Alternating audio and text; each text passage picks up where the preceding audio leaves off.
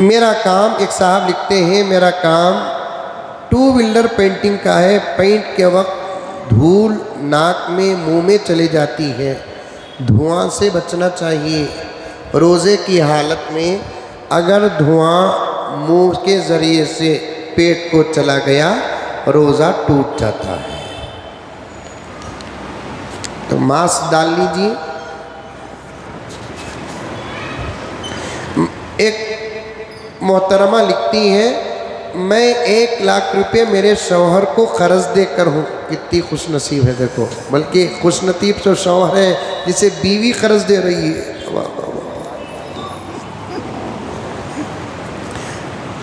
دوسروں کے بول کر،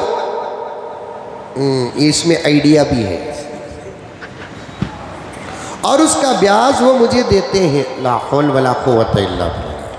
وہ پیسہ جمع کر کو انہی ہی پر خرچ کرتی ہوں، کیا یہ جائز ہے؟ حرام ہے، حرام ہے، حرام ہے۔ دوسرے کے پیسے بول کر دیے نا، یہ آئیڈیا جائز ہے۔ ٹھیک ہے، تو بیوی کا پیسہ شوہر کو آ گیا تو شوہر کے پاس وہ پیسہ قرض نہیں رہتا، گاندھی جی کے اکاؤنٹ میں چلے جاتا ہے۔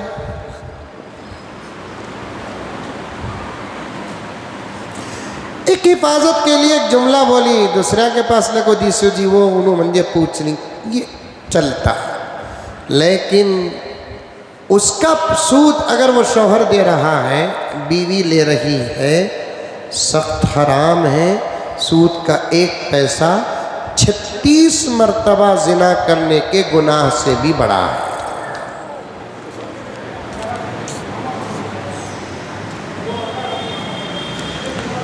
ایک طالب علم سوال کرتے ہیں مولانا میں حفظ کر رہا ہوں، کیا میں شایا جو جمعے میں علماء پہنتے ہیں وہ پہن سکتا ہوں؟ جمعے کا جو علماء کرام پہنتے ہیں نا، چوغا بولتی ہے، شایا بولتے ہیں، ضرور پہن سکتے ہیں۔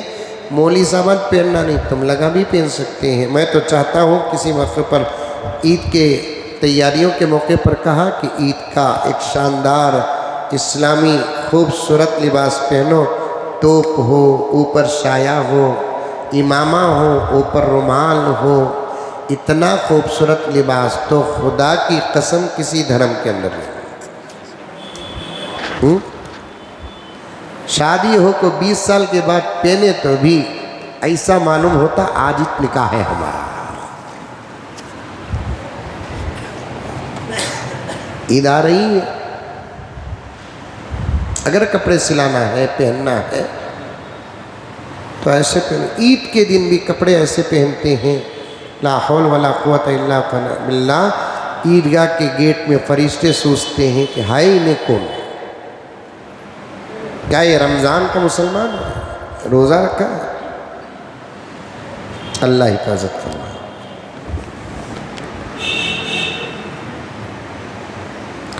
میرے ابا کا انتقال ہو گیا، ایک صاحب لکھتے ہیں کیا ان کے قرض کے پیسے زکوٰۃ میں دے سکتے ہیں؟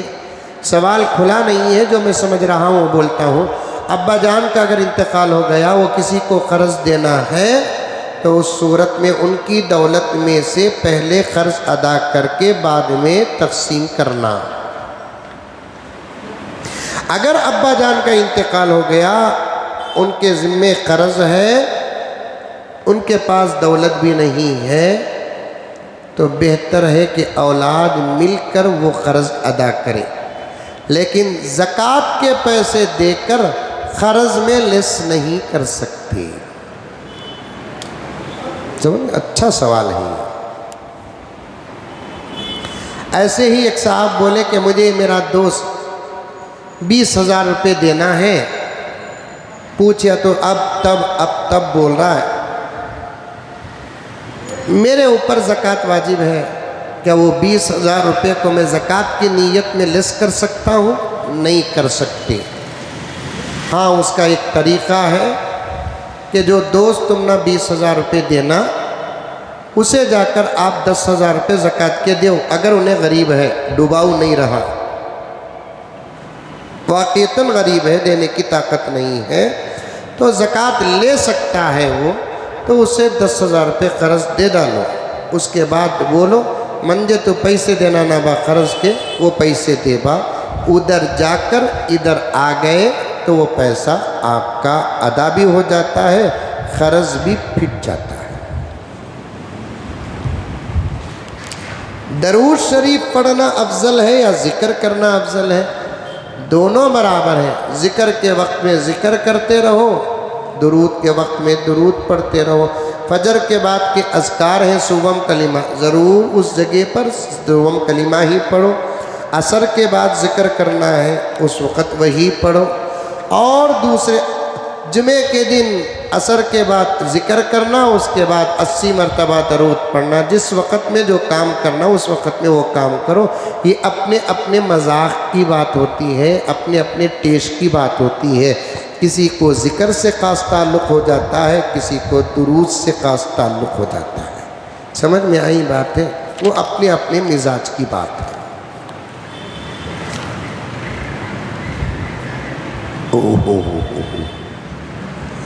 اللہ کا خرا کلام چومنا کیسا ہے؟ بوسہ دینا۔ اللہ کا کلام تو ہے مگر شیطان کا نام ہے نا اس میں۔ یہ تقوی ابل رہا ہے اس میں۔ سمجھ میں آئی بات ہے؟ اب اس کا بہترین جواب اسی وقت اللہ تعالیٰ مجھے دے رہا ہے۔ اللہ کے کلام کو چومنا کیسا ہے؟ اب پھر ان کا یہ سوال ہو رہا ہے مولانا کہ اس میں شیطان کا بھی نام ہے، فرعون کا بھی نام ہے۔ ابا کو بوسہ دیتے نہیں دیتے؟ دیتے ہیں۔ ابا کے پیٹ میں کیا ہے؟ پاخانہ ہے نہیں ہے۔ ہمارے بوسہ دینے کا جو مقصد ہے وہ ذات ابا کو بوسہ دینا ہے، پیٹ کے پاخانے کا خیال نہیں ہوتا۔ سمجھانے کے لیے بول رہا ہوں۔ ہمیں جو قرآن پاک کو بوسہ دے رہے ہیں وہ اللہ کے کلام کو بوسہ دے رہے ہیں، اندر جو شیطان کا نام ہے اسے بوسہ نہیں دے رہے ہیں۔ اور اندر جو شیطان کا نام آیا ہے شیطان نہیں لکھا، اللہ بولیا سو۔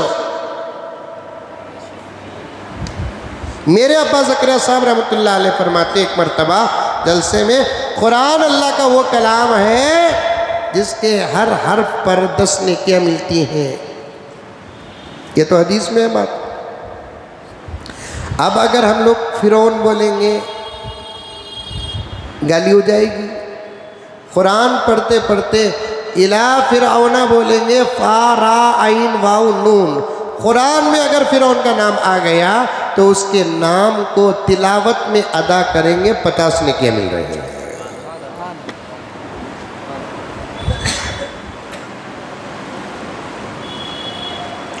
تو قرآن کو بوسہ دینا چاہیے۔ ہم نے ہمارے بچپن میں دیکھا قرآن کا ادب اور احترام، آنکھوں سے لگاتے تھے، بوسہ دیتے تھے، سینے سے لگاتے تھے، بچے جوان بوڑھے سب یہ کرتے تھے۔ اب دیتے ہی نہیں۔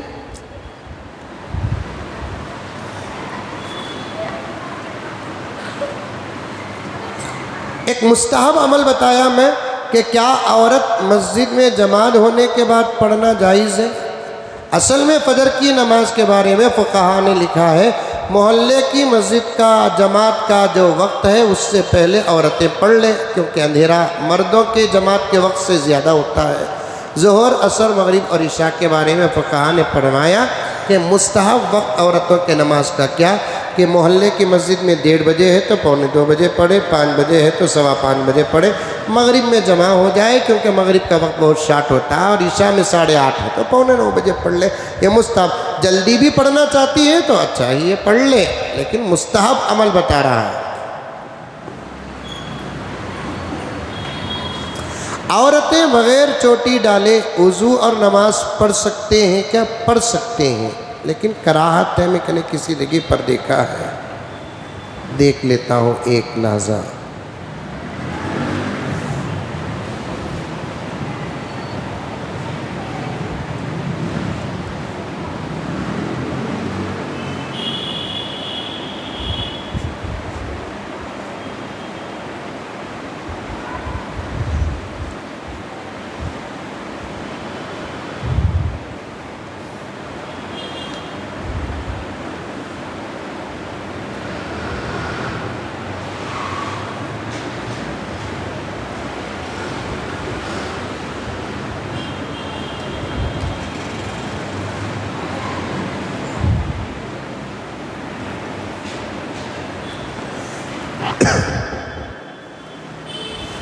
دیکھ کر بتاتا ہوں، انتظار۔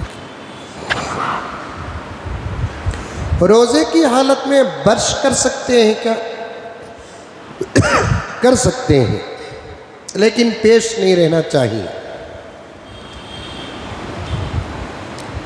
پیش کے ساتھ برش نہیں کرنا، بغیر پیش کے برش کرنا چاہیے، بلکہ اچھا عمل ہے۔ پیٹ کی بدبو اللہ تبارک و تعالیٰ بشارت دیتے ہیں کہ پیٹ کی بدبو اللہ تعالیٰ کو بہت زیادہ پسند ہے، منہ کی بدبو نہیں۔ برش وقتاً فوقتاً کر لینا چاہیے تاکہ کسی کو تکلیف نہ پہنچے اور لوگ یہ نہ سمجھے کہ کیا عمل ہے، کتنا گندا ہے۔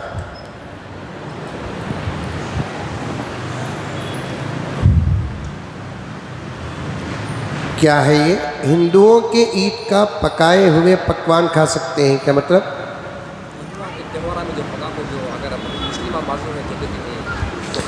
پوجا کے اگر دیتے ہیں تو کھانا نہیں، بغیر پوجا کے وہ اپنے عید کے موقع پر مٹھائی وغیرہ وغیرہ اگر دیتے ہیں تو کھا سکتے ہیں۔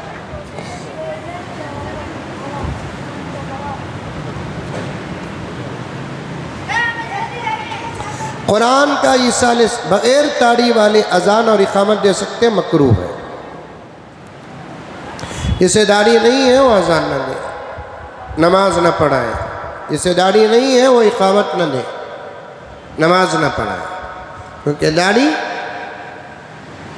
واجبات میں سے ہے۔ عمل حضرات انبیاء کا ہے لیکن رکھنا واجب ہے۔ سمجھ میں ایمان؟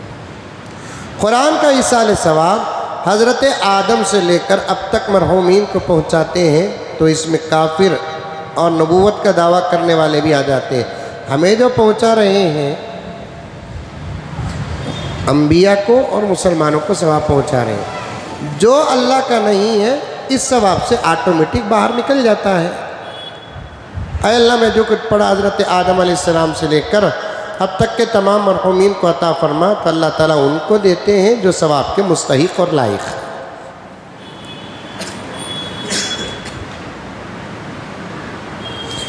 ہمارے رشتہ داروں میں غریب کی شادی ہو رہی ہے، کیا ہم زکوٰۃ کا پیسہ انہیں دے سکتے ہیں؟ دے سکتے ہیں، اور پھر شادی کو جا کر کھا سکتے ہیں؟ کھا سکتے ہیں۔ پیسہ دینے سے ان کی ملکیت میں ہو گیا، پھر وہ اپنی طرف سے پکاتے ہیں اور ہم نہ دعوت دے رہے ہیں تو ہمیں جا کر کھا سکتے ہیں، لیکن یہ نہیں بولنا ہمیں دیے ہی نہیں، ہم نہ دعوت دو، نہیں بولنا۔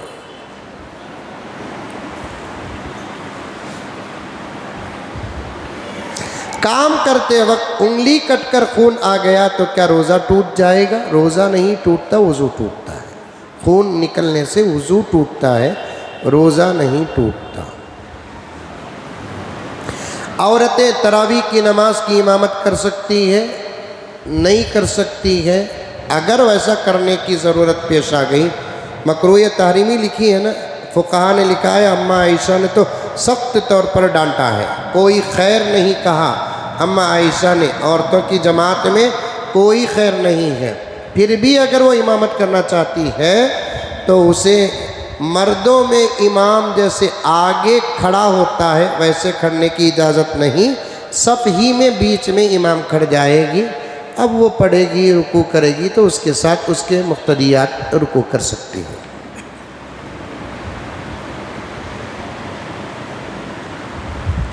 رمضان کے بعد میرے دوست کی شادی ہے، وہ مہدی ہے، مہدی فرقہ ایک ہے نا، کیا دعوت کھا سکتے ہیں؟ دعوت دیتا ہے تو آپ جا کر دعوت کھا سکتے ہیں۔ سمجھ میں آئی بات ہے؟ شادی اس کی ہو رہی ہے، دعوت عقیدے میں داخل نہیں ہے۔ سمجھ میں آئی بات ہے؟ اس لیے آپ جا کر کھا سکتے ہیں۔ کوئی سوال کرنا ہے؟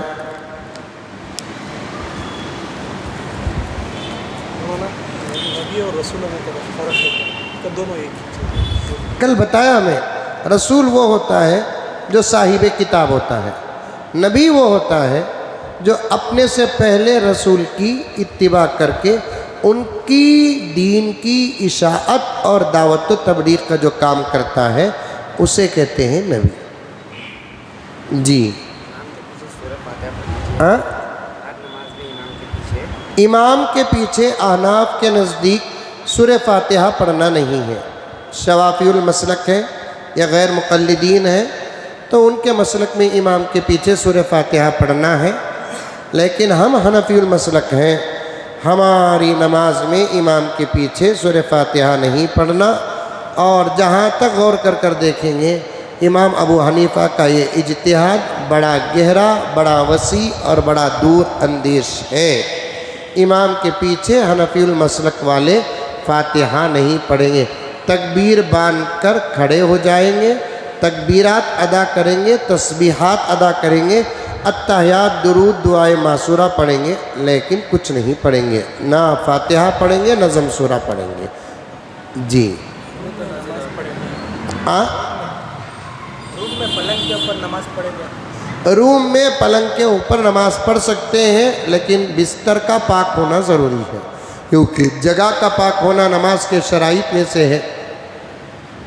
پلنگ میں اکثر ناپاکی رہ جاتی ہے، ہاں اگر غلاظت ہو، وہ اتنی سوکھ گئی ہے کہ اب اس کا اثر باقی نہیں ہے، تو اب آپ نماز پڑھ سکتے ہیں۔ قنوت نازلہ میں ہاتھ اٹھانے کے بارے میں ہمارے خود اپنے مسلک کے اندر اختلاف ہے، سمجھ میں آئی بات ہے؟ قنوت نازلہ میں ہاتھ چھوڑ کر امام صاحب کی دعا پر آمین کہنا یہ افضل طریقہ ہے۔ جی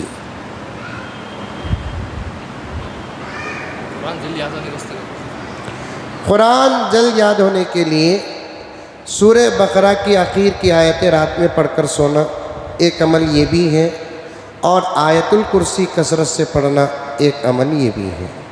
اور قرآن جلدی نازل ہونے کے یاد ہونے کے لیے اور یاد باقی رہنے کے لیے آنکھوں کی حفاظت کرنا، کیونکہ آنکھوں کی حفاظت نہ ہو تو پھر قرآن کے سینے سے نکلنے میں دیر نہیں ہوتی۔ امام شافعی رحمۃ اللہ علیہ نے اپنے استاد کے سامنے یہی کہا تھا کہ مجھے یاد نہیں ہوتا، تو امام شافعی نے فرمایا، امام شافعی کو استاد نے کہا گناہوں سے بچو تاکہ تمہارا دل دماغ تیز ہو جائے۔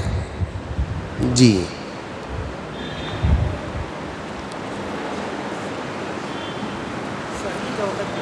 ہاں سحری کے وقت میں غسل کی ضرورت پڑ گیا، سحری کر سکتے ہیں، غسل کر سکتے ہیں؟ اتنا وقت ہے آپ کے پاس؟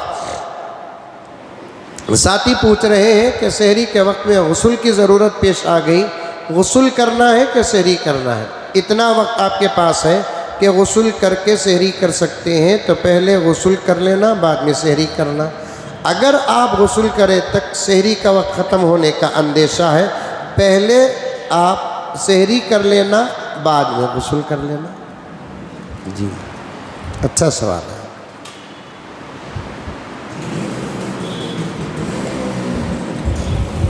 لک الحمد لک شکریہ اللہ، اللہم صلی علی سیدنا نبینا مولانا محمد وبارک وسلم۔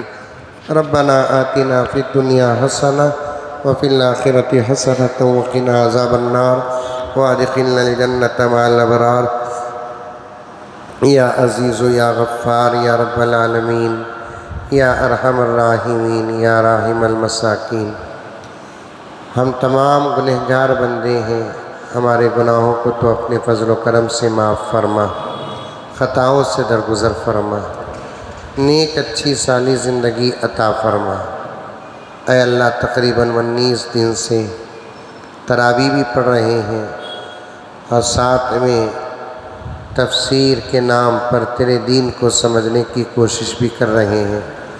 کہ 19 دنوں کی مدت میں جتنی اچھی باتیں ہم لوگوں نے کہا اور سنا ہے، سب پر سب کو عمل کرنے کی توفیق عطا فرما۔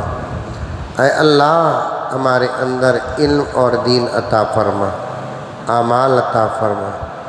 اللہ، ہمارے رمضان کی عبادتوں کو تو اپنے فضل و کرم سے پورا فرما۔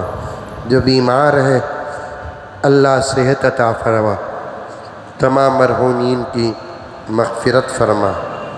جن جن کی جو پریشانیاں ہیں سب کی پریشانیوں کو دور فرما۔ اے اللہ، ہم جو خدمت کرتے ہیں دین کی، یہ چھوٹی موٹی خدمت ہے، جیسے خدمت کرنا ویسے نہ ہم کو آتا ہے نہ ہم کرتے ہیں، تو اپنے فضل و کرم سے ان مختصر اور چھوٹی خدمتوں کو ہی قبول فرما۔ اے اللہ، موت تک ہمارے ایمان کی حفاظت فرما، ایمان والی موت عطا فرما، مرنے کے بعد کے مسائل میں تیری مدد اور نصرت عطا فرما، جنت الفردوس کے فیصلے فرما، جنت النعیم کے فیصلے فرما۔ اے اللہ، جو مانگے اب تک اور جو مانگنے سے رہ گیا وہ تمام چیزیں عطا فرما۔ اے اللہ، جو دعاؤں کی درخواست کیے سب کے جائز تمناؤں میں بھرپور کامیابی عطا فرما۔ جن کو دعا کرنا ہمارا حق ہے، اللہ ان کی ضرورتوں کو بھی تو اپنے فضل و کرم سے پورا فرما۔ اے اللہ، رمضان کے بعد ملک کا الیکشن آنے والا ہے، اللہ اچھے اور بہترین نتیجے عطا فرما۔ تیرے ملک کے ہم مسلمان بہت پریشان ہیں، بے یار و مددگار ہیں، ہمارے اپنے اعمال کی سزا ہے، لیکن مولا ہمارے اس ملک کے مسلمانوں کا تو ہاتھ نہ چھوڑ میرے اللہ۔ تو مدد نہیں کرے گا تو پھر کون کرے گا؟ تو ہی تو ہمارا ہے، اور تیرا وعدہ بھی ہے، الیس اللہ بکاف عبدا، تو ہمیں تسلی دیتا ہے میرے بندو تمہارے لیے کسی کی ضرورت نہیں، ایک میں تم سب کے لیے کافی ہوں۔ اے اللہ، تو ہمارا ہو جا، دین کے دشمنوں کو ذلیل فرما، رسوا فرما۔ اے اللہ، ان کو اپنی شکست دکھا۔